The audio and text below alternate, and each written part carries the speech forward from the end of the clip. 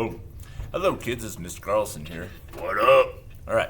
Today we're going to look at chapters 14 and 15. 14, not a lot going on. Melville likes to go off tangent a little bit. That's the kind of thing in Moby Dick where people were like, "This guy's crazy." He does in Moby Dick will do a whole chapter on just one part of a ship, and people are like, "This guy's a madman."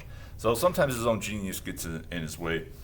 But generally, I just want to look at 14 and 15, and it has a lot of this appeal in the book where you get to see this is how they do it. Oh my gosh, this is so different and interesting, and it's humorous and it's fun. And sometimes he gives them a compliment in this chapter because they have the suitcase up above them, and it's up there so in the hut so no one can get it.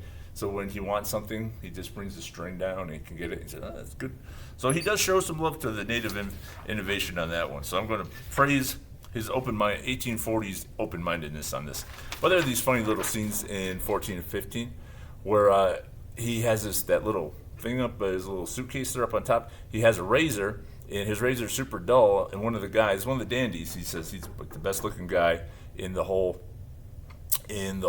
village, wants him to shave his head. So he winds up shaving the guy's head. And he says, "Well, this is bad." He's trying to let him know that this is actually like a really bad razor. And he says that once it was done, it looked like corn stalks that had been cut. And he says, "I had a lot of respect for that guy because after I gave that haircut, that guy was messed up pretty good." But they thought that was super cool. Another little conflict of different societies here would be the use of a needle. All right, they don't know what a needle is. They think a needle is super, super cool when he brings one out. So he gets great praise up and down. So that's one of these little skills that he has and little tools that he has, which blows the mind of the natives. And they're way ahead of us. This is kind of the cool things they have. Marheo, this is in 14, he goes deep into the water all day long, spends hours and hours in the water to get this very rare sort of cal. And he turns it into a drink for Tomo, and Tomo's just supposed to make a little swig of it, and this guy spends from morning to night just going out in the water, swimming to get this stuff, and then he gives them, and Tomo's only supposed to take a little shot of it, and he drinks the whole thing, and Marhale's like, "What are you doing?"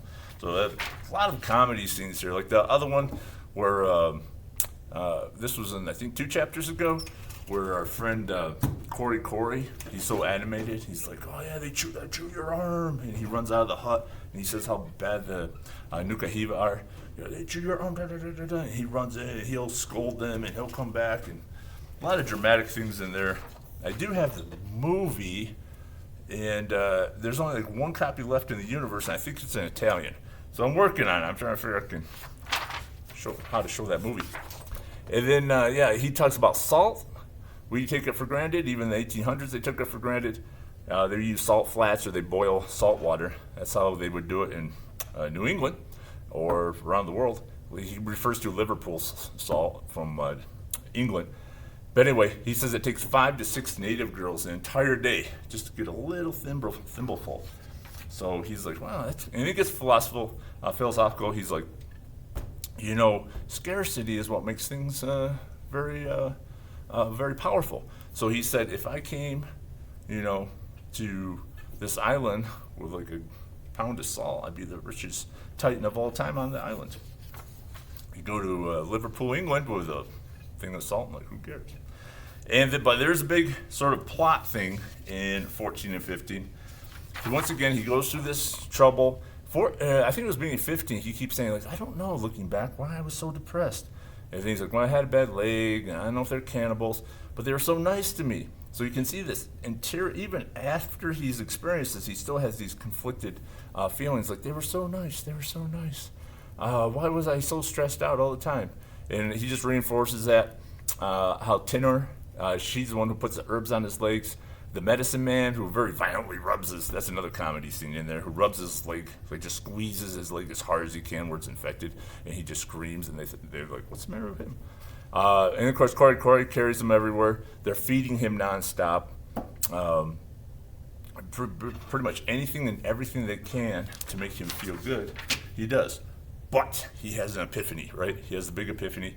The boat comes, and then of course, he's super excited. He thinks Toby's back. And he gets the Maheavy look. Maheavy says, "Thou shalt not pass. I am Maheavy. You will not pass, Tomo." So he's in a tie, and he said, "Mom, my leg was feeling a little bit better. I knew a boat was coming, so I kind of got up and see if I could go see if that was Toby." Big mistake. He said, "This is the second time Maheavy gave me that look. That look like we will kill you." And he sits back down, and he said he was going towards the door, and he had 50 native warrior countenances as their faces looking at him, telling him, "You're not leaving this, all right? You're a prisoner." And they don't say it, but then he has that personal epiphany, like, "I am a prisoner, and I am a hostage, and I need help," all right? So he does have one of those epiphanies during this experience where, yeah, they are Typee. Okay, that was the big one. Like, oh my gosh, we're the Typee, we're idiots. But then they're so kind, so okay. And then he tries to get up and leave, and then he gets that 50 warriors to say, "Thou shalt not pass." Very good, kids. Crazy story, much more interesting than my life here in Holbrook. Thou shalt not pass.